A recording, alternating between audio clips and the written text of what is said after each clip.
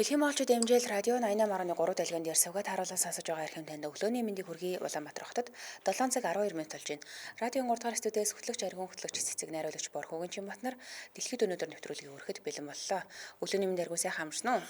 Өглөөний мэнд цэцэг сайхан амарсан уу?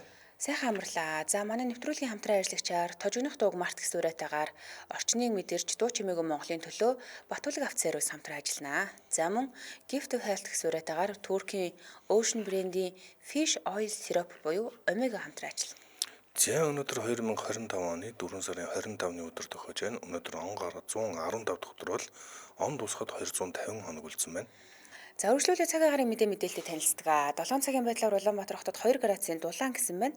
За тэгвэл өдөртөө 14 градусын дулаан бол шөнөдөө 7 градусын хүйтэн байх нь харин маргааш буюу Бям гарагт өдөртөө 8 градусын дулаан бол шөнөдөө 2 градусын хүйтэн байна. За Ням гарагт өдөртөө 18 градусын дулаан бол шөнөдөө 3 градусын дулаан. Даваа гарагт өдөртөө 20 шөнөдөө 4 градусын дулаан бол Ирэх Мэгмар гарагт өдөртөө мөн 20 градусын дулаан байна. За дэлхийд өнөөдөр нэвтрүүлгээр өнөөдөр ямар тэмдэглэлт баяр болж байгаа тухай ярьдаг. Тэгэхээр 4 сарын 25-нд олон улсын Амигуруми гэдэг юм хөөрхөн тоглоомын өдөр юм байна. За энэ Амигуруми гэдэг бол Японоос гаралтай юм бүр уурлаг. За тэгээд бүгдээ хамтдаа зургийг харцгаая. Амигуруми. За Амигуруми ийм одоо юу гэх юм нэхмэл байдлаар тоглоомуудыг уралж болдог юм тоглоом. Тэгээд энэ одоо тоглоомын өдөр олон улсад таниулах юм өдрийг энэ өдөр тэмдэглэдэг болсон юм байна. За. Одоо зургийг харахгүй бол ерөөсөө мэдэхгүй байна. Гэтэ Амигуруми гэж сонсож байгааг байна тий. Сонсч ирсэн юм шиг гэтээ санахгүй байна. Тэгтээ ямар ч бас нэхмэл юм байна тийм үү? Нэхмэлээр янз янзын одоо ийм тоглоом урлах тийм өөр нэгэн урлаг юм байна. Тэгвэл магадгүй энэ манай Монголд миний бодож байгаа мөн бол Монголд ороод ирсэн баха. Тийм хөөх нэхмэл туулла бамруушнууд яваад байгаа. Нэлээд тийм бүдүүн утсаар ясан нэгсэн тийм тоглоомууд байдаг юм байна. За тэгвэл миний бодож байгаа биш юм байна. Ямар вэ? Миний бодож байгаа арай өөр юм нарийнх утсаар хийдэг байхгүй. Дотор нь ингээд нөгөө нэг юм зөөлөвч хийж агаад синтефантер хийж агаад яг гадналаар нь нэхэд айгүй хөөрхөн хийчихдээ. Тэр биш юм байна. Өнөөдөр Амигурумыг сонирхдаг бол Амигурумыг баярын өдөр гэж хэлж болно. За одоо харуулж штэ. Мөн штэ. Мөн үү те? Мөн байна. За ийм тоглоомуудын өдөр юм байна. За энийг бол сонирхдаг бүхэлд нь бас юм бүлэглэл байдаг юм байна. Энд чинь бас урлагийн нэг урсгал гэж явна. Тэгээд энийг хэрвээ та сонирхдаг бол таны баярын өдөр юм байна. Сонирхдаггүй эсвэл танд байдаг бол энийг энэ Амигурумигийнхаа зургийг Instagram, Facebook дээрээ тавихаа мартваа гинэ. Зүг. Би ийм чихмэл хийдэг нэг манай яг нөгөө ангийн нэг охиныг мэдэн штэ айгу хөөрхөн. Чихмэл хийж хүмүүст зараад байдیں۔ За дараагийн мэдээлэл рүү орох та. За тэгвэл түүхэн төрсэн алдартай хүмүүсийн талаар мэдээллийг өнөөдөр хэдүүлээ танилцъя. Ер нь эхлээд нөгөө яг ямар хүмүүс төрсэн байна гэдэг талаар мэдээллийг хүргэв тий. За өнөөдөр ямар ч байсан би нэг монгол хүнээ ярина. За тэрнээс гадна хоёр түүхэн хүн гэж хэлж болохоор хүмүүсийн талаар ярина. За нэгдүгээрх нь Оливер Кромвелл гэдэг энэ хүний талаар ярих юм. За энэ Кромвелл. Тий. Оливер Кромвелл гэдэг. За энэ болохоор хаан биш ч гэсэндээ хаанаасаа илүү тийм эрх мэдэлтэй хүчтэй тийм хүн байсан юм байна. Тэгээд өвхөд ч сүнс нь амар тайван оршиж чадаагүй домог болж яригдчихсэн нэг тийм айгүй сонин хачин юм маргаантай дүр гэх юм уу. За тэрний талаар ярина. Дараа нь Эдвард Мароу гэдэг юм хүний талаар ярих юм. Энэ болохоор дэлхийн 2 дугаар дайны үеийн BBC-гийн маш алдартай сурвалжлагч хүн юм байлээ. За 3 дугаарт нь Монгол хүнээ ярина гэсэн энэ хүн бол Цэрэнгийн Радна гэдэг хүн. 90 наснда дэлхийн рекордыг шийдэлэн тогтоож эзэмшсэн ийм хүн байна. За тэгвэл эхнээсээ хэлэх юм ойлаа. За тэгье. За нэгдүгээр хүн нь болохоор Оливер Кромвелл гэдэг энэ хүн ямар сонин яагаад ийм маргаантай дүр ингээд ихээр ингэж байгаа. Ерөнхийдөө ийм тариачин гэр бүлээс гаралтай тэгээд явган явсаар агаад хааныг унгасан англи улсыг бүгд найрамд хуулсыг байгуулсан гэж үздэг юм билээ. Тэгээд дараа нь болохоор бүр ингээд шулан мэд харааж зөвхөгдөөд өгцсний дараа ч гэсэндээ хүүрийг нь дахиж гаргаж ирж агаад олонний өмнө дахиж саалсан ийм дүр гэх юм уу? Амар сонин юм билээ. За тэгсэн энэ хүн болохоор 1599 оны 4-р сарын 25-ны өдөр Английн Хайтингтон гэдэг юм хотод төржээ. За гэр бүл нь ерөөхдөө тийм дундаж хөрөнгөтэй тариачин айл байсан. Тэгээд өөрөө Кембриж их сургуульд суралцсан ч гэснээр сургуулаад өргөж чадаагүй тийм хүн юм билээ. За ингээд 1642-оос 1651 оны хооронд Англид иргэний дайн болсон юм ба штэ. Энэ иргэний дайн чинь бол ерөөсөө нэг талд хаант засаглал нөгөө талд парламентын эрх мэдлийн хоорондох юм тулаан болсон гэж бичсэн байлээ. Тэгээд энэ Кромвелл гэдэг хүн болохоор парламентын талынхан буюу нөгөө нэг раунд хийж дугуй толгойд толгоотнууд гэдэг чинь тий. Энэ дугуй толгоотнуудын удирдагч нь байсан. Тэгээд цэргийн жанжнаар нь байсан. Ингээд нөгөө төмөр морьтнууд хэмээх юм маш хүчтэй армиг бий болгож жагаад тэгээд энэ дайны хувь заяаг шийдсэн хүн гэж үздэг юм билий. Ариг сонсч ирсэн үү? Яс тусалж байгаа юм. За тэгсэн 1649 онд Английн 1-р хаан Чарльзыг ард түмний эсрэг гэмт хэрэг үйлдсэн гэж шүүгээд энэ хааныг цаазалсан юм билээ шүү дээ. Одоо цаазлах үйл явцыг нь энэ Кромвелл гэдэг хүн одоо бичлэн удирдсан гэсэн үг. За тэгээд энэ болохоор яг нөгөө дэлхийн түүхэнд хаан ард түмний өмнөөс шүүгдэж цаазлуулсан анхны тохиолдлын гинэ. За тэнгуүтээ энэ хүн өөрөө ингээд хаант цэцгийг түлхээд унгаач жагаад тэнгуүтээ Англи, Шотланд, Ирландыг хамарсан бүгд найрамд хуулсыг байгуулад тэгээд төрийн удирдлагыг болохоор Лорд Протектор гэдэг нэрийн дор өөрөө аваад тэгээ ерөнхийлөгч маягийн тийм нэг авторитар удирдагч болсон гэж үздэг юм билээ. Тэгээд энэ хүн ямар хүн байсан гэхээр шашинлаг тийм маш хатуу үзэлтэй юу ч бурхны хүсэл гэж ингээд тайлбарлаад байдаг. Өөрөө тэрэнд итгэдэг байсан юм эсвэл өөр хүмүүсийг мухруулдаг байсан юм мэдэхгүй ямар ч хэлээс өөрийнхөө хийж байгаа бүхнийг л бурхны хүсэл, бурхны талаар гэж ингэж хэлдэг. Тэгээд тухайн үед болохоор Англид маш хатуу дэглэм тогтоосон гэж байгаа. Энэ болохоор театр, зугаа цэнгэл, согтур уулганда бүр ингээд нэг олон нийтийн газар амттан шимттэн зарахыг хүртэл хориглож исэн юм хатуу дэглэмийг тогтоосон гинэ. За ингээд энэ хүн 1658 онд ингээд өвчнөөр нас орж байгаамаа. Тэнгүүт нөгөө нэг энэ хүнийг Вестминстерийн сүмд ингээ оршуулсан юм байна л та. Тэгсэн чинь 3 жилийн дараа энэ Англи чинь ийм засаглал хэрэггүй мэн гэд буцаад нөгөө нэг хааны удмаас хааныг Шотландаас 2 дугаар Чарльзыг хаан ширээнд авчирч байгаа байхгүй юу. Тэнгүүтээ 2 дугаар Чарльз хаан ширээнд ирэнгүүтээ Кромвеллийн шарлыг ухаж гаргаад тэгээд түүнд цаазын ял оноосон. Өгцөн багт чинь цаазын ял оноосон гэсэн үг. Амар. Тэгээд зохицыг нь бүр нөгөө нэг юм олон нийтийн өмнө гаргаж ирээд юу яаж агаад дүүжилж агаад толгойг нь тастаад тэгээд тэр нөгөө юуг нь зохицыг нь болохоор нөгөө толгойг нь нөгөө Лондонгийн цамхаг дээр үлгцсэн юм байна. Тэгээ энэс болоод ямар тийм нөгөө сонин мухар зүсэгч гэх юм эсвэл домог яриач гэх юм нэг юм сонин яриа гарсан гэхээр Кромвеллийн толгойг Вестминстерийн сүмийн дээр ингээд нөгөө байрлуулсан байгаа байхгүй. Тэгээд хүмүүс шүн болохоор Кромвеллийн нүдэн нээгдээд цонхоороо ингээд доошоо нөгөө сүмийн дээр нь юу яц юм чи доошоогоо ингээд нөгөө нүдэн ингээд нээлттэй ширтээд идэг гэдэг ийм яриа гарсан. За бүр сүүлд нь зарим хүмүүсийн яриагаар болохоор шөнийн бүрэг хийд ингээд шүүх танхимын үүдээр ингээд түүнийг ингээд алхаад явдаг байсныг нь харсан гэх мэтчлэн ийм ярианууд гарсан юм билээ. Тэгээд толгойн шарил нь олон жилийн турш ингээд нөгөө нэг сураггүй байжгаад тэгээ яг сүүлдээ дахиж энэ толгойг нь болон шарлыг нь нийлүүлээд дахиж оршуулсан гэж ярьдаг ч гэсэндээ бас нэг өөр яриагаар болохоор энэ толгойг нь тухайн Англи нөгөө язгууртнууд эрх мэдэлтэй хүмүүс ингээд хоорондоо үн хаялцаж аваад тэгээ ингээ гэртээ байлгадаг байсан гинэ. Амар тэнгүүтээ хүмүүсийг юм уу те эсвэл нөгөө нэг эсрэг намынхаа ч юм уу юу ч ингээд нэг хүмүүс гэртээ ирэнгүүт нь тэр толгойг нь үзүүлж бараг ингээд айлгадаг ухааны тийм юм бэ нлээ. Тэгэхээр Английн түүхэнд бас нэг юм сонир дүрээсэн.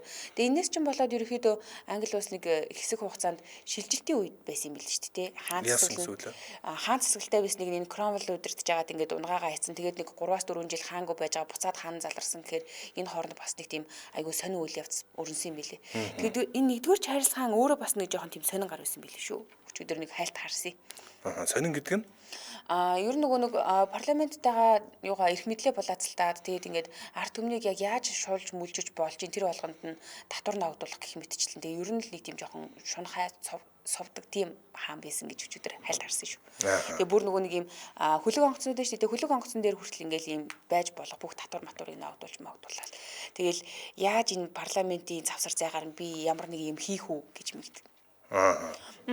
За тийм байсан юм шиг уншигдсан. Тэгээд нөгөө магадгүй ийм хааныг түлхэж унгаагаад одоо хаант засаглал руу биш юм бүгд найрамдах болсон нь зарим талаараа энэ Кромвелл гэдэг хүн бол юу яадаг. Үндэсний баатар мэт үзэгддэг. Зарим талаараа ярахчин мэт үзэгддэг. Тэр дундаа нөгөө Ирландуудын хувьд Ирландд бослог гарангууд нөгөө Ирландууд хаан ширээг хаанаа хүсээд тэгээ бослог гаргасан чинь Ирландуудыг бүр маш олоор нь хятаж исэн юм байлээ.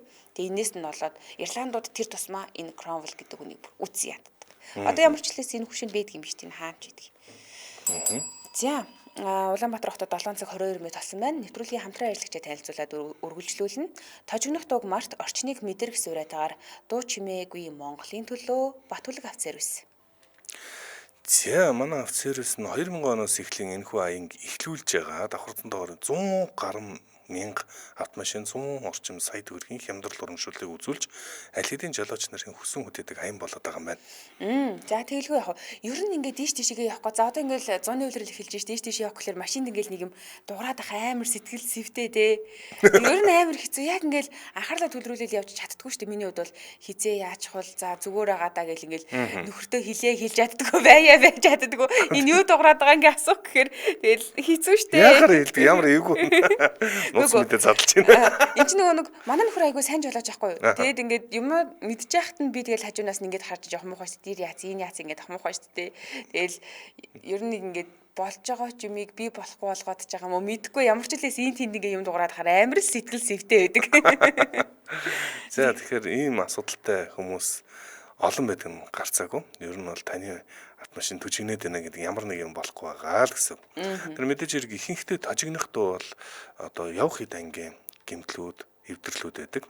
За энийг та бат хүлэг авц сервист очиод одоо янзлуулах тожигнох дууны аяны хүрээнд дараах урамшууллууд хамрагдах боломжтой байна. За бат хүлэг авц сервисийн өрүүлийн аппаратын засвараа 10% хямдрал зарласан байна. Амортизаторын худалдаага 10% хямдрал зарласан. За тэгэд машины доторлогоо битүүмж дуу дарах үйлчилгээ гэж байд юм байна эднийд. За ингээд энэ үйлчилгээнд ч 10% хямдрал зарласан байна. Доторлогоо битүүмж дуу дарах үйлчилгээ. Энэ бол үнэхээр гоё юм байна. Тэгээ ер нь айгүй санаа эмгтээчүүд ингэт юм байлээ шүү дээ. Гэхдээ бусдын эмгтээчүүд яадаг ч мэдэхгүй л дээ. Би одоо ингээд манайх нэг жоохон авах машин таахгүй юу? Юулээ краун илүү тийм машин дахгүй юу. Тэгээ ингээд дийш тийшээ ингээ хаяа явах гэхээр юм ч хүргэнэ. Доор ингээд нэг юм чулуун бол так гээл ингээ шүргэн. Тэнгүүт ингээ би баг миний илийг ингээд зурагдж байгаа юм шиг амар сонир санагдаад байна. Амар сонир санагдаад байна. Манай цэгэж өөр нэмгэн тэгэл уйлчих галаа. Гэхдээ яаж хол гэж бодоод амар хэцүү юм чи. Тэгэл тэр болгонд ингээл асуугаал ингээд ээж ядаргаалаад ээж чадахгүй тэгэл заримдаа чимээгүй л өнгөртийн тэгээд машин доторлогоо битүүмж дуу дарах үйлчилгээндээ ямар ч хэс 10% хэмдрэл зарласан байгаа юм шүү. За илүү дэлгэрэнгүй мэдээллийг 77 77 77 28 гэсэн дугаараас авна. 77 77 77 28. Манай нэвтрүүлэгтээ тожигнох дууг март орчныг мэдрэх сүрэтээр дуу чимээгүй Монголын төлөө бат хүлэг авц сервис хамтран ажиллаа. Баярлалаа. Баярлалаа. За дэлхийд өнөөдөр нэвтрүүлэг үргэлжилж байна. Дэлхийд өнөөдөр. За өнөөдөр бас дэлхийн пингвиний буюу оцсон шувууны өдөр гэж бас тохиож байгаа юм байна. За тэмдэглэлт өдрүүд бол амигуруми болон оцсон шувуугийн өдөр гэсэн энэ хоёр өдрөөр за хамгийн гол хоёр өдөр нь ингээд дуусч байна. Түүхэнд ямар үйл явдал болж исэн бэ тохоо яриа. Надад 1792 онд Франц руу явах нэгэн сэдэв байна. За Николя Пелетьер гэдэг энэ хүн анхны гильотин дулж исэн хүн болж исэн байна. Яаж болж исэн? Гильотин. За бүгдээрээ тэгэхээр гильотин хүү гильотин гэж юу вэ гэж сонирчж байна. Тэгэхээр гильотины тухай нэрийн ярих нэ. За тэгээ. За гильотин гэдэг бол ууг нь бол хүний нэр ихгүй юу? За энэ одоо доктор Жозеф Гильотин гэж ийм улс төрч. За тэгээд өөрөө эмч байсан ийм хүн. За энэ хүн одоо энэ хүний нэрээр нэгэн багцыг нэрлсэн. За энэ бол цаазаар авах багцыг нэрлсэн байна. Ууг нь бол Гильотин энэ багцыг бол зохион бүтээгээгүй. Антуан Луи тэгээд Тобиас Шмидт гэдэг герман хүмүүс нийлж яхад ингээм хамтарч бүтээсэн. Гэхдээ энийг ингээд ашиглая. Энэ багцыг ашиглая гэдэг санааг энэ Гильотин шахсан юм байна л да. За тэгээд энэ зэвсгийн тэр шиг Гильотин гэд нэрлсэн байна. Тэгэхээр 1792 онд оны 4 сарын 25-нд Николя Пелетьер гэдэг энэ хүнийг Гильотинд чийсэн.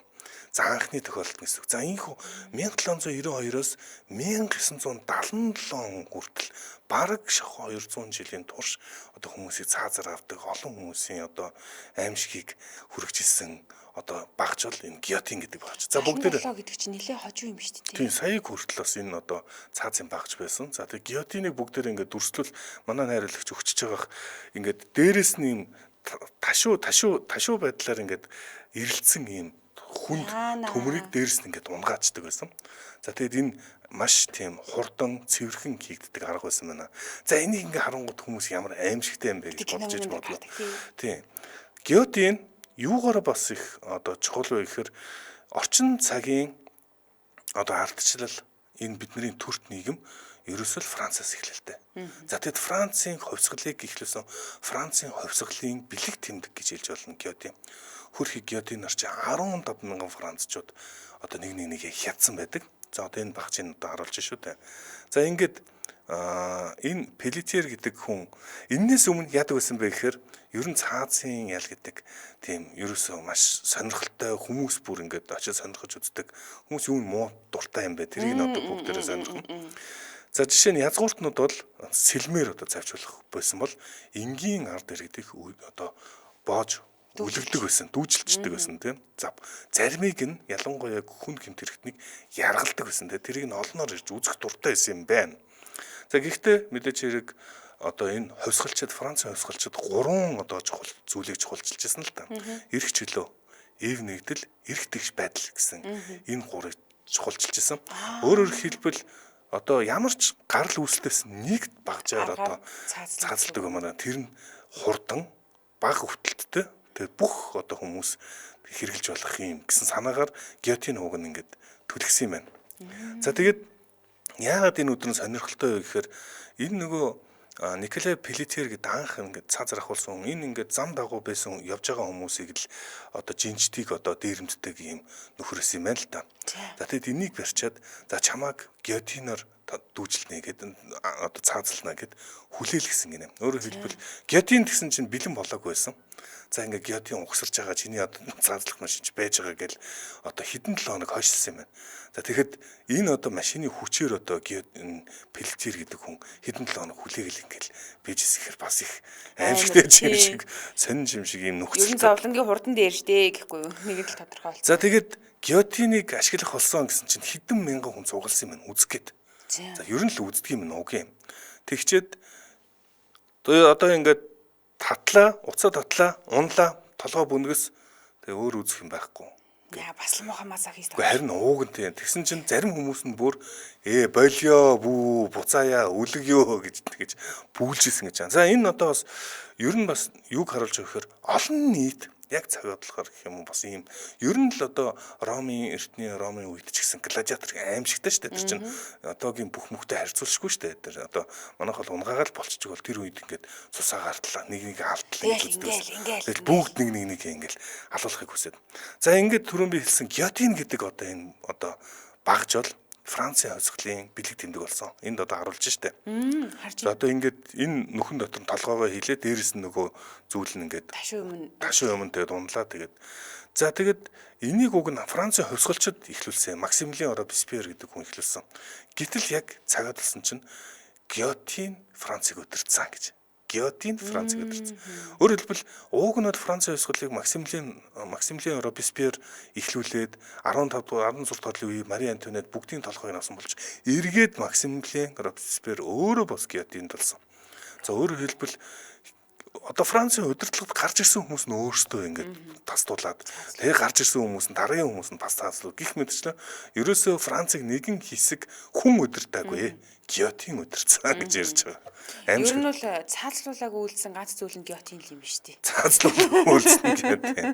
За тэр утгаараа одоо бас их тийм олон ийм одоо улс түүх сонирхдаг хүмүүс л Францын одоо гильотин бол Францын ардчлалыг зохион бүтээсэн зүйл гэж бас ингэж бас үздэг. Зөвөр энэ хошигнжил байгаа л да. За тэгээд түрүүн хэлжсэн энэ одоо юунуудыг одоо энээс өмнө хүмүүс яаж алуулдаг байсан бүр юм аимшигтай юм байна л да. Ерөөсөө хүмүүс энийг үзэх гэж олон мянгаараа цугладаг байсан болж таарч байна те. Хүмүүсийг зарим нь бүр ингээд тамалж алдаг, зарим нь ингээд тэгээд эн чин гильотин ууг нь бол маш тийм өвдөл багтаагаар ингээд дуусчихж байгаа шүү дээ те. Заримдаа нэг ийм тохиолдол байсан юм байна. 5 удаа толгой таслах 5 удаа согсон тохиолдол байдаг. Толгойг таслах 5 удаа яасан гинэ? Толгойлыг зогсон. Одоо онохгүй эсвэл дахин. Тэгээд ийм аимшигтай зүйл тасрахгүй байсан. Тэгээд ийм аимшигтай зүйлийг одоо ингээл хүмүүс үзэх дуртайсан. Ууг нь бол нөгөө талаараа тийм харгас биш зүйл юм шиг боловч тэгэл хүмүүсийн нөгөө юугийн дуртайсан энэ гильотина болио гэдэг ингээд нэг хэсэг ярьдаг байсан байна. Гэтэ тэр үед ингээд үзэх юмгүй байсан болохоор амар өөддөг байсан баха тийм. Өөдөө гаргадаг байсан юм гэмээр. Бараг л хамгийн entertainment юм нь юм шүү. Харин тий. Тэгэл тэрний талаараа тэр тэгсэндээ тэр ингэсэндээ тэ ингэж яхад тэгсэндээ чулуу шидэж яхад ингэсэндээ тасдуулаад ингэсэндээ л гэж ярьдаг байсан баха. Ер нь тэгэл маш их стресстэйчээр стрессээ баг ингэж гарах марж юм шиг ингээд яг цагаад болохоор хүмүүс чинь одоо өнөө цагт бол байсан бол бараг нэгээ цаацлах бэлэн юм шиг л одоо сошиалын тавцан дээр чинь нэгээ цааталчих гэдэг үстэй тий. За юу юуг үл тийм байсан. За ийм аимшигт өдрүүдийг мэдээж хэрэг хүндрэлтэн ардаа өнгөрөөсөн байна. За тэгээд тэрний нэг том одоо бэлэг тэмдэг нь яалтчгүй 200 жилийн турш явсан. Гиотин гэдэг юм байна. За түүхэн төрсөн дараагийн хүний ярья. Өнөөдөр түүхэн төрсөн дараагийн хүн бол Эдвард Марау гэдэг ийм хүн төрсөн юм байна. За энэ хүн болохоор 20 дугаар зууны сэтгүүл зүйн хамгийн нөлөө бүхий хүмүүсийн нэг гэж явдаг. За мөн Эдвард худал мэдээлэлтэд тулсан хамгийн анхны томоохон сэтгүүлчдийн нэг юм байна. Тэгэд дээрс нь дайныг шууд дамжуулж чадчихсан юм хамгийн анхны дуу хоолой гэж болж болно. Мөн ардчлал хэвлэлийн эрх чөлөөний жинхэнэ төлөөлөгчөө гэж түүнийг хэлдэг. За энэ хүн бол Америк нэгдсэн улсын Хойд Каролинад ядуу тариачны гэр бүлд төрсэн юм хүн байгаа хгүй. Тэгээ коллежид төгсөнгүүтээ CBS радиод ажилд ороод удалгүй Европ дахь тусгай сурвалжлагчаар ажиллаж эхэлсэн юм байна. За ингээд дэлхийн 2 дугаар дайны үед Лондон бөмбөгдүүлж байх үеийн шууд сурвалжлагыг нь олон сая Америкчууд ингээд үзээд Европ дахь бодит байдал яг ямар байгаа, дайны аимшиг яг юу гэдгийг ингээд энэ хүний тусламжтайгаар мэдэрсэн гэж хэлж болно. Тэгээд тухайн үедээ This is London гэдэг юм нэвтрүүлгүүд хийдэг байсан юм байна. Тэгээ энэ нэвтрүүлгүүд болохоор Америк нэгдсэн улс дайнд оролцоход нөлөөлсөн гэж үздэг. Бүр юм нөлөөтэй юм байна л та. За энэ хүний хувьд болохоор энгийн гэхдээ маш хүчтэй тэгээд юм хөндлөнгөөс харсан тайлбаруудыг радиогоор ингээд ярьдаг. За ингээд сүүл рүүгээ бичдэг болсон. Энэ нь болохоор сэтгүүл зүг утгаар нь өөрчилсөн гэж үздэг бас шалтгаантай юм билээ. За тэгээд түүнтэй холбоотой бас нэг юм яригдах зүйл болохоор сенатор Жозеф Маккарти гэдэг юм хүн яригдах юм байлээ. За энэ Жозеф Маккарти гэдэг хүн бол 1950-ад оны Америк нэгдсэн улсын улс төрийг айдас давтуулж исэн хардалт хэлмэгдүүлэлтээр дүүргэсэн юм хамгийн маргаантай сенаторын нэг гэж тооцогдд юм байл та. Тэгсэн чинь ингэж түүний нэрээр бүр ингээд түүхэнд Маккартизм гэдэг юм үзэгдэл үлдсэн гинэ. За Ямар ч үндэслэлгүйгээр хүмүүсийг коммунист эх орноосоо урууч гэж зарлаад тэгээд шүүхгүйгээр шийтгэжсэн юм улс төрийн хит явцуу хортог компанид ажлыг Маккартизм гэж нэрлэдэг юм байна. Бүр өөрийнхөө тэр хүний нэрээр гэсэн. За тэгэхээр 1950 оны үеэр энэ Маккарт гэдэг хүн яаж исэн гэхээр төрийн департамент дотор 205 коммунист байна гэж илтгэл тавьсан гинэ. Тэгсэн энэ болохоор Америк даяар ерөөхдөө ийм айц дэгдээсэн гэж хэлж болж байна л доо. Мэдээж яг энэ тоол батлагдаагүй баримтгүй байсан. Мөн нөө Холливуудын маш олон жүжигчдийг дуучдыг ажилгүй болгож исэн ийм хүн юм билээ шүү дээ. Юу яагаад унаачи коммунист ч гээл тэгэнгүүт нөгөө харж хасаалтанд орчдөг. Унаачи коммунист ч гээл ингээл буруу тунгууд харж хасаалтанд ороод ямар ч нөгөө дахиж кино олддгоо дахиж ингэж юу урлагийн тавсанд гарч ирэх боломжгүй болчдөг. Чарльз Чаплиныг тэгээд хөөцөн байна. Тэгээд энэс гадна их сургуулийн багш эрдэмтэд за зүгээр л нөгөө өөрийн гэсэн үзэл бодолтой байгаа юм сэтгүүлчид гих мэтчлэн хүмүүс ингээд ямар ч юугүй буруугүй яжгаад ажилласаа халагдчихсэн, харж хасаалтанд орж исэн, нийгмээс тусгаарлсан. Тэгээд зарим хүн бүр нөгөө өөрийгөө буруугүй гэдгийг нотолж чадахгүй. Тэгээ ийм байсаар сэтгэл готролд ороод амиа хорсон тохиол бас байдгийн гинэ. Тэгэхээр энэ хүн болохоор тухайн үедээ ийм яс бус зүйлийг хийж яхад нь түүний эсрэг дуугарч гарч ирж исэн түүнийг ерөөхдөө илчилсэн хүн Эдвард Марау гэдэг ийм хүн юм байлээ. Тэгээд энэ хүнтэй маш хүчтэй тэмцэжсэн маш олон нөгөө нэг ийм өөрөө ч ийм олонний хариу итгэлээ хүлээсэн ийм сэтгүүлч байсан. Тэгээд тэрүүгээрээ дамжуулаад алдартай нэвтрүүлгийг хийдэг байсан. Тэр нэвтрүүлгээрээ энэ хүнийг ингэж илчилж яг үнэн төрхийг гаргаж ирж тэгээд Америк нэгдсэн улсын ард иргэд энэ хүнээс татгалзаж хөөснөөр одоо энэ мухаа хараул явдал дууссан гэх юм уу? Ийм явдал болсон юм байна лээ. За дараагийн мэдээлэл рүү оръё. За би цагийн оны дахиад 1859 оны 4 сарын 25-нд за Суэцийн суугийн одоо шав тавих гэх юм уу ажил эхэлсэн өдөр гэж явдаг юм байна. Албаасны. За Суэцийн суугийн тухай бүгдээрээ бас нэг жоох ярих нь. За Суэцийн сууг гэдэг бол за яагаад европчууд илүү баян, яагаад европчууд илүү хөгжсөн бэ гэдэг ихэнх хүмүүс олон шалтгаан бас нэрлэх байх л та.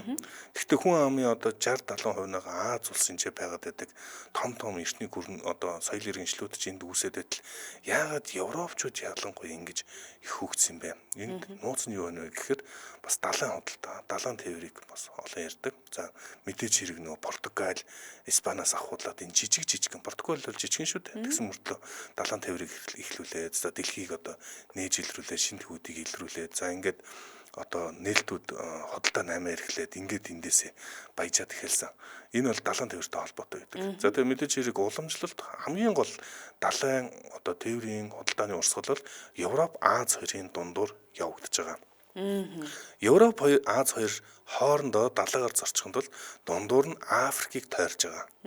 За уг нь бол ойрхон шүү дээ. Гэтэл Европ Азийн худалдаа заавал Африкийг тойроод байдаг л да. Тэгээд энэ бол мэдээж хэрэг маш том замыг туулж ийн, тойрж ийн.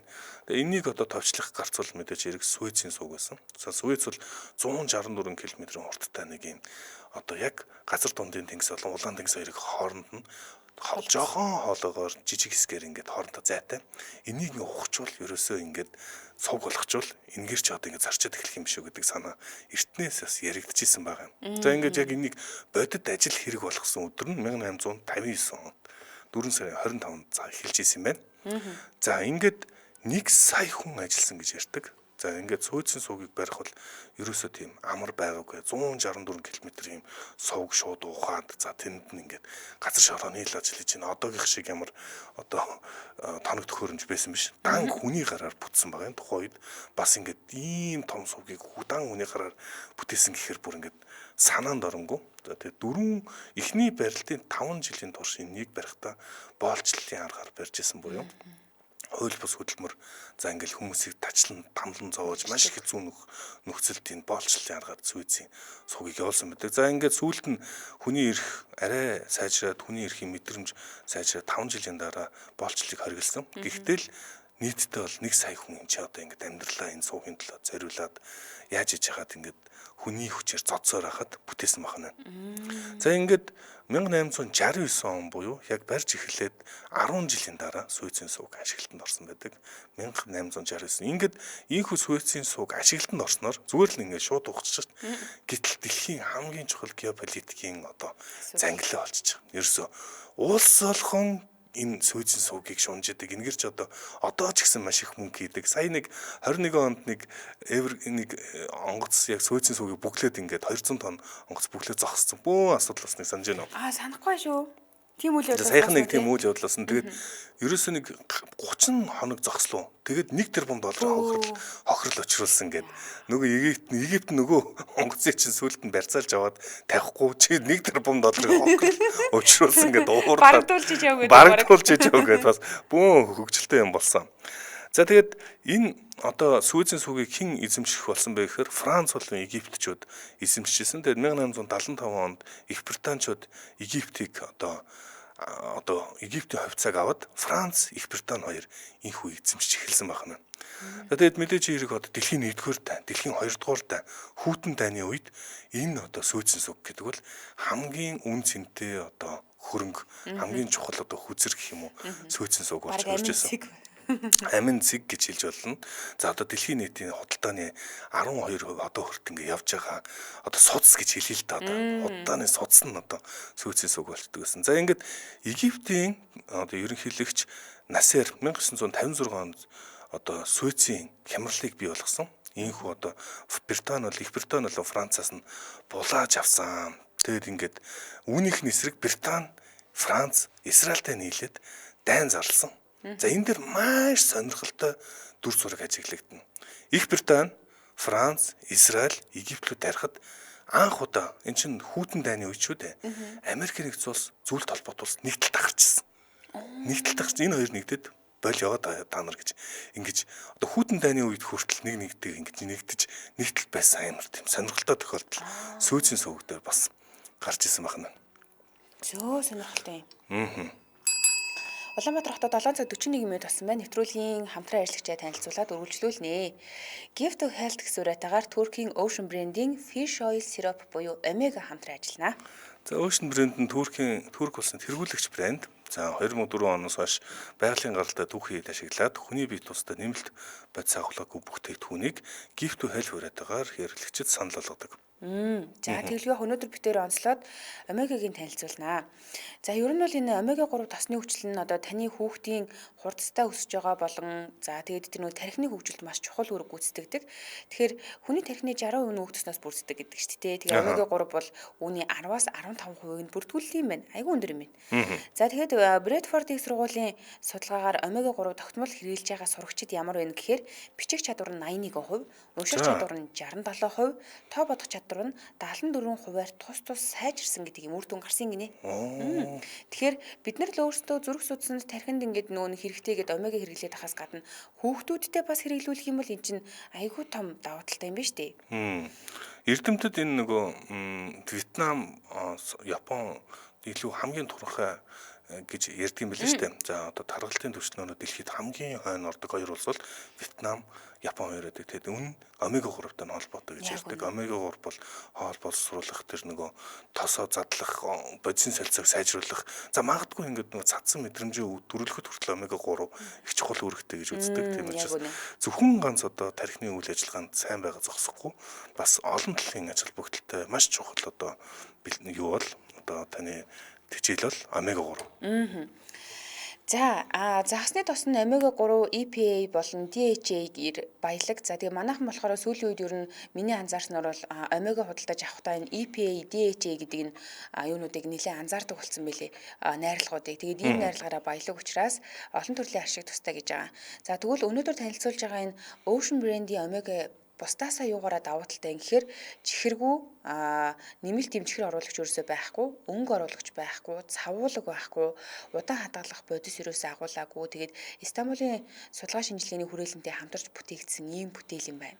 Тэгээ Ocean Brand 2004 оноос хойш одоо үйлдвэрлэж байгаа бас туршлагатай ийм брэнд зүрхний хэвийн үйл ажиллагааг дэмжих, харааг сайжруулах, тархины хэвийн үйл ажиллагаа, арсны чигшил, уян хатан гэдэг омега 3-ын сайн талыг дуртаад баршгүй. Яг үнэ. Тэгээ өөх тосны хэрэглээ багтаагаас болол нөгөө тархины үйл ажиллагаа жоохон муудаал тэгэл нас явахын хэрээр жоохон мартамхай болол альцгеймер болчих гээд байгаа шүү дээ.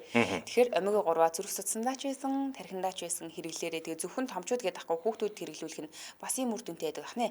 За илүү дэлгэрэнгүй мэдээллийг 8858 13 11 гэсэн дугаараас авна. 8858 13 11. Facebook-ийн хувьд бол Ocean Mongolia гэдэг хайхан бол аль биесны хуудас гараад ирнэ. Мэдээж им бэлтгэл учраас та хэрэглэхээс өмнө имийн санчаас зөвлөгөө авах хэрэгтэй. Тэгээ бүх имийн сангаар энэ бүтээгдэхүүнийг худалдаалж байгаа. Ocean гэдэг нөгөө далаа гэдэг үг шүү дээ, тийм ээ. Ocean гэдэг бид нэр Facebook дээр бичих юм бол гараад ирнэ гэсэн үг. За баярлалаа. Gift of Health гэсэн урайтаагаар Turkey Ocean Brand-ийн fish oil syrup буюу омега хамтран ажиллаа. Баярлалаа. За дараагийн мэдээлэл руугаа оръё. Дараа нь түүхэн төрсэн алдартай хүн хэн бэ? Цэрэнгийн Радна гэж хүн төрсэн. За энэ бол ер нь нөгөө манай монголчууд чинь ямар ч спортын төрлөөр аль ч наснд амжилт гаргаж чаддгийн тод жишээ болж явж байгаа ийм хүн гэж хэлж болно л да. Энэ хүн бол өнөөдөр 91 нас хүрч байгаа ийм Ахмад Тамирчин. Тэгээ дэлхийн рекордыг эзэмшигч ирхэн байгаа. Тэгсэн яг ингээл хайгаад үзсэн чинь дэлхийн аврах шалгаруулах тэмцээнээс нийтдээ 27 галт авсан байна. 2 мөнгөн медаль авсан байна. Азийн аврах шалгаруулах тэмцээнээс 6 алтан медаль бас хүртсэн байдаг юм байна. Ийм гавьяатай хүний талаар ярих чаа гэсэн. Бид нар одоо ингээл нөө сошиалаар харахаар ийм өндөр насандаа ингэж гүгээ дэлхийн рекордыг эзэмшээд тэмцээнээс 3 алтан медаль аваад гэл бахархаж ярьдаг штэ тий. Өнөөдрийн хүний намтартай хэдүүлээ танилцъя. 1934 онд Өмнөговь аймгийн Баян талаа суманд төрсэн юм байна. Өнөөдөр тэгэхээр 95 нэг хүрч байгаа гэсэн. 91 хүрч байгаа гэсэн. Тэгэхээр яг түрүү жил 90 наснда дэлхийн рекордыг шинжилэн тогтоосон байхгүй. Тэгэд Раднахой 1962 онд биеийн тамирын дээд сургуульд орсноос хойш спорттой амьдралаа холбоод 1966 оноос буюу сургуулаа төгсөнгүүтээ хөнгөн атлетик за тэр дундаа ойрын болон дундын цайнгуул дээр мэргэжлийн түвшинд хичээллээд уралдаан тэмцээнд оролцож эхэлсэн юм байна. Оролцож исэн. Тэгээ нэг сонирхолтой санагдсан зүйл нь 10 хүүхэдтэй тэдний 10 хүүхэд нь аруулаа спортын дасгалжуулагч мэрэгжилтэй юм байна. Яг нөгөө зах зээл шилжээд одоо мэрэгчлэрээ ажилдаг нь яг цөөхөн л дөө. Гэхдээ яг үндсэн эзэмшсэн мэрэгжил нь бол спортын дасгалжуулагч мэрэгжилтэй юм хүн юм бэ шүү. 10 хүүхдүүд нь. За 2019 онд 85 настайдаа бүгд найрамдах Польш улсад болсон хөнгөн атлетикийн дэлхийн аврах шалгаруулах тэмцээнд 3 алтан медаль хүртэж нэг дээд амжилтыг тогтоосон анхны монгол хүн бол Раднагой. За энд юу болсон гэхээр ингэсэн билээ. За 400 метрийн зайд аваргын алтан медаль хүртээд дэлхийн рекордыг амжилтыг шинжилэн тогтоосон. Хэдэн наснууд их вэ? Энэ болохоор нөгөө 85-аас 95-аас 90 гэдэг ингээд ангилтай. Ангилтай байдаг шүү дээ. Ангилтай байдаг. Энэ 85 настайдаа гэхээр 85-аас 90 настай гэх бай. Эсвэл 80-аас 85 ч юм уу. Тий. За тэгээд энэ 400 метрийн зайд бол ингээд дэлхийн рекордыг шинжилж байгаа. Тэгээд Япон, Герман, Их Британи, Америкийн нэгдсэн улсын тамирчдыг ардаа орхиод аваргын алтан медалийг хүртсэн.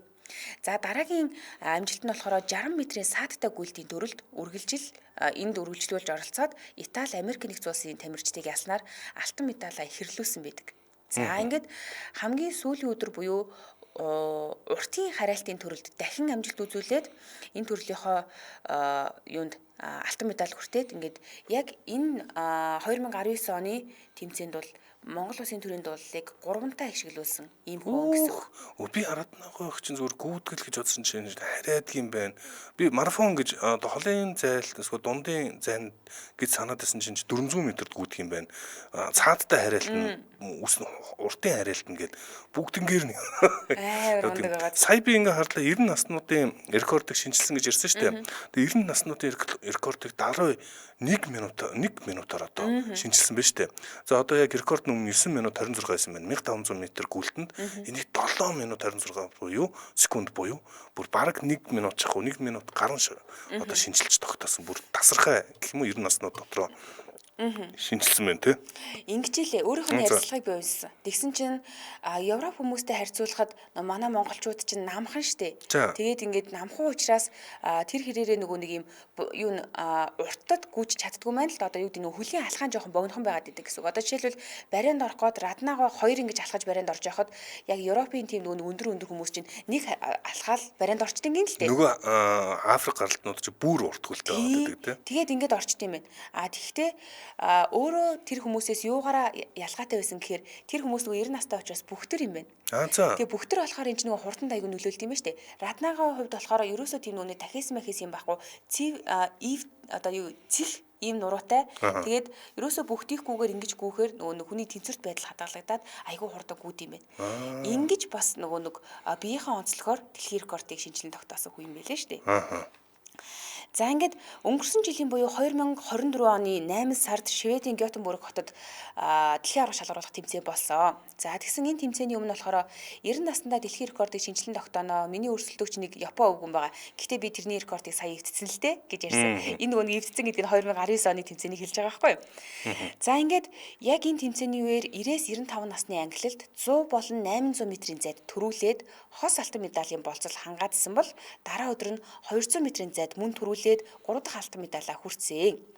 За ингээд зогсоогүй. Раднавга 400 болон 1500 м 3 хараалт зэрэг төрөлд эх орноо төлөөлж дахиж төрүүлсэн. За ингэснээр түүний хувьд бол 6 алтан медальтайгаар 2024 оны дэлхийн аврагын тэмцээний өндөрлүүлсэн гэж хэлж болно. За тэгсэн түүний хувьд 95 наснда мастеруудын дэлхийн авраг ТV-ийн дэлхийн аврах шалгаруулах тэмцээн 2028 онд болох 100 хүртэлх насны ахмадуудын олимпиад оролцох юм өөртөө зорилго тавиад байгаа юм байл л дээ. Тэгээ хамгийн сүүлийн үеийн мэдээгээр юу вэ гэсэн чинь хөнгөн атлетикийн ахмад мастеруудын 2025 оны тэмцээн болсон юм билээ. Сая энэ оны 3 сард гэдэг чинь бараг сар гарны өмнө болсон гэсэн үг. Тэгээд энэ тэмцээнд болохоор Америк нэгдсэн улсын Флоридад болж өнгөрсөн байна. За энэ тэмцээнээс Монгол улсын аюу тамирчин Раднагой алтан медаль хүртсэн. Хамгийн сүүлийн амжилт нь гэсэн үг. Тэгээд 60 болон 800 м-д юу яасан юм бэлээ. Зөвхөн ганцхан алтан медаль ч аваагүй 2 медаль бас авсан гэсэн үг. Энэ тэмцээнээс. Ямар гоё юм бэ те. Тэгээд дэлхийн аврах шалгаруулах тэмцээнээс 27 алтан медальтайг аваадахгүй юу? Гайхамшигтай. Халиуна Александра энэ хүн ёстой мундаг ах шүү. Бахархдаг хүн айгүй мундаг биширдгээ гэсэн байна. Тэгээ өнгөрсөн оны 11-р сард хөнгөн атлетикийн дэлхийн хошоо авраг Раднагийн амьдрал түүхээс идэвлээд цагаан зээрийн янзаг гэдэг ийм баримтат кино нэрээ хийсэн байлээ. Сонноос энэ киног бид нэр олж үзвэл гоё санагцсан. Тэгээ бас нэг ярилцлага нүсчихсэн чинь сонин санагдсан зүйл нь гэх юм бол ерөөсөө залуугаасаа спортоор хичээлсэн учраас надад им хэрэглэх шаардлага байдгүй. Би хизээч им ууж байгаагүй гэж ярьсан юм байгаа байхгүй. Им ерөөсөө хэрэглэдэггүй. Яг хуу тан эмийн ургамал болов им бол ерөөсөө хэрэгжилж байгаагүй гэж ярьсан мөлий. Тэгэхээр 91 наснда ямар ч им хэрэглэхгүйгээр ингээд гоё эрүүл байж гин гэдэг бол үнэхээр гайхамшигтай. Тэгээ өдрө болгоныг бэлтгэл нь үнэхээр супер. Өдрө болгон форма хадгалахын тулд хэдийн зайд ч юм уу өдрө болгон гүйдэг. Тийм мөлий. Одоо Америк нэгдсэн улсад байгаа хаа тэг санагдчих. За үнэхээр их урам зориг өгч байна. Баярлалаа Радна өө.